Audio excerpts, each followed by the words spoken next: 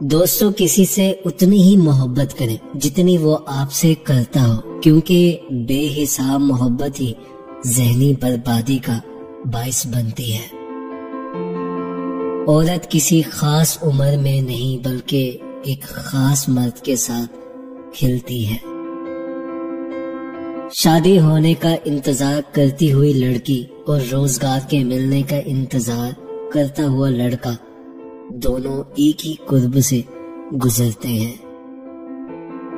عورت اگر ناقص العقل ہوتی تو اس کی گود کبھی پہلی درسگاہ نہ کہلاتی۔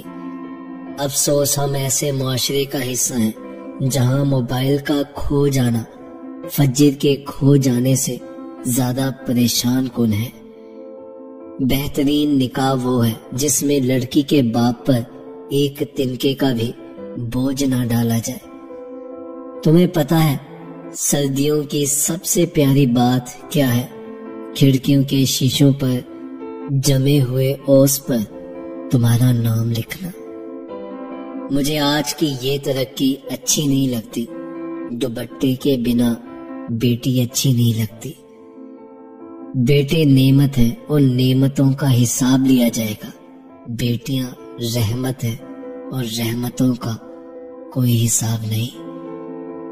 وہی مرد نایاب ہوتے ہیں جو غصے میں بھی عورت سے بات کرنے میں تہذیب نہیں بھولتے۔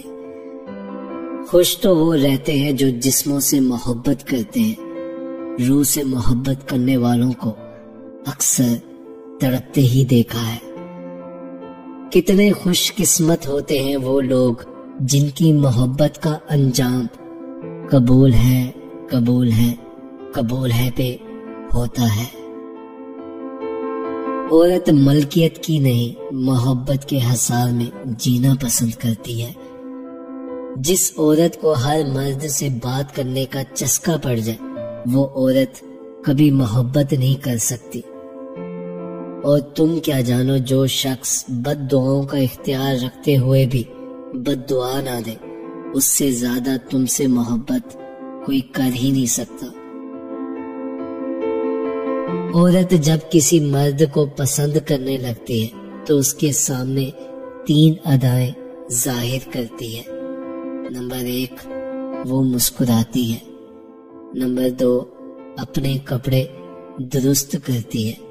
نمبر 3 اپنے بالوں کو پیچھے کرتی ہے۔